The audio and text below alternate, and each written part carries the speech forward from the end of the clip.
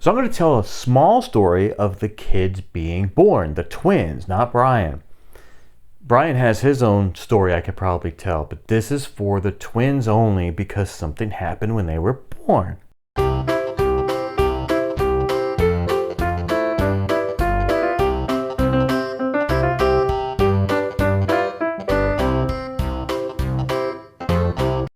Now I'm standing right there. Now my wife had the twins. They were both full size.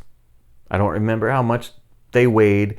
I know all the ladies when they have babies, they remember how long were they, how much did they weigh. The guy never does. But I was there for all my kids' births and my wife had everybody regular. So I'm standing right there. Now Andrew came out first. And they were having a lot of trouble with him. They had a ton of trouble. And when he came out, Andrew was like, it's like he's making way for his brother. It took a long time. I was like, I felt so bad. You know, he's having a tough time. So when he came out, his head, and this happens to some babies, you know, their heads are softer and you know, their bones are softer. His head actually, they always say a baby looks like a cone head. He did look like a cone head. Oh my gosh, I felt so bad. When I was looking at him, I was like, oh man, I feel bad. It was like all pushed up and it was all bent. Oh, it was terrible. Oh, it was horrible looking. Oh, I felt so bad. So he's crying. That's what babies do. They let me cut the umbilical cord. We also have both their cords frozen somewhere in the Phoenix area in the cord blood facility in case, you know, because they're special twins. My mom paid to have them frozen over there. If they ever need their own blood, they can get it from their cords, which I thought was really nice. So they take him, they're doing whatever they do, you know, they clean him up and whatever, put the little thing on his arm or his foot. Well, Matt comes sliding right on out, hey. But anyway, Matt just, because brother made, you know, his brother just made way for him. He comes out. Now keep in mind, I'm standing right there. My face is about this far from him. I'm looking straight at him. And all the doctors and nurses start freaking out. And I'm like, what's going on? What's wrong with him? Nothing looks wrong with this kid. Nothing. Well, what happened was sometime, now I don't know how long this happened, but sometime during Andrew coming out, the bag thing, I don't know if it like popped or whatever, but it went around Matt's head, around his neck. So we don't know how long it was there for. It's so thin. It's so thin. I'm looking straight at him. I don't see it. They're freaking out because it's choking them. He can't breathe. It's choking him. It's around his whole head and squeezing his neck.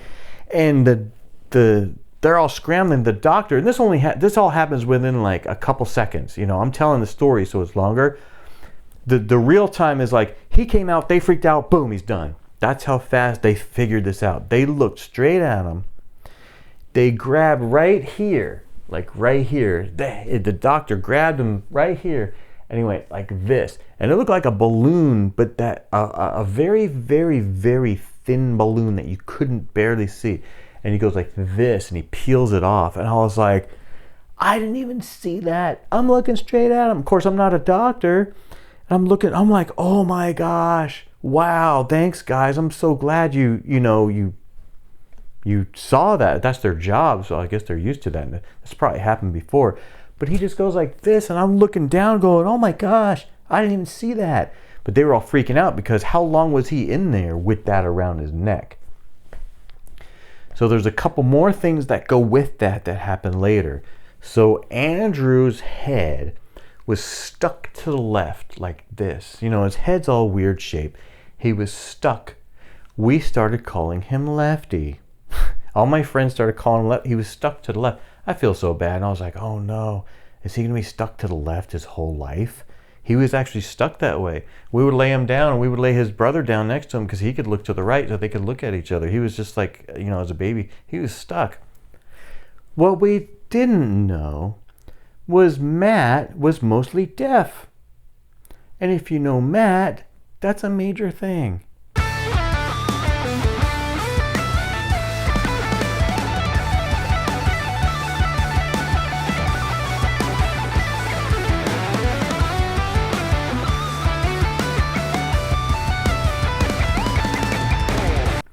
So as they got older, Andrew, if you know them now, you know they're fine. Andrew's head started finally, moving around, and his head finally gets into a normal shape, and now he's normal, and he's normal now. Except he's my kid, so how normal could he be? I don't know. Matt ended up getting tubes put in his ears, and it started draining fluid or whatever was going on with his ears.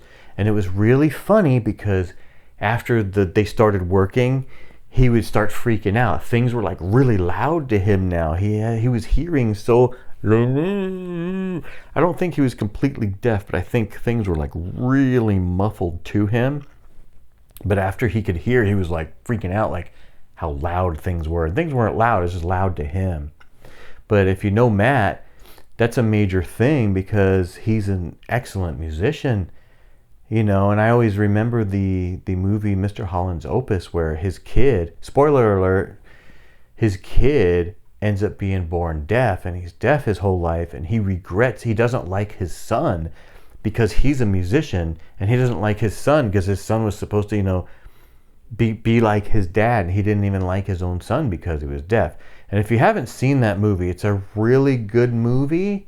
It's not a Christian movie, it's a secular movie, but if you're a musician, it's a really good movie for musicians.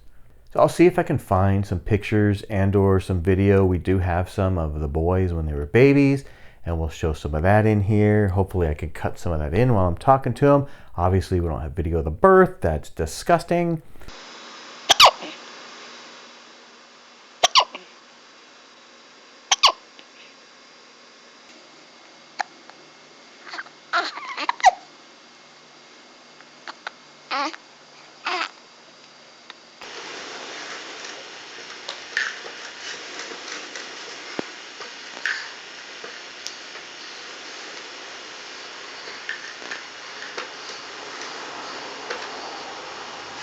I have a lot of stories of the boys, but I thought I'd tell that because of what happened while we were standing there. I thought that was kind of trippy, and how they turned out now as adults versus, going through all that and Andrew's head being stuck.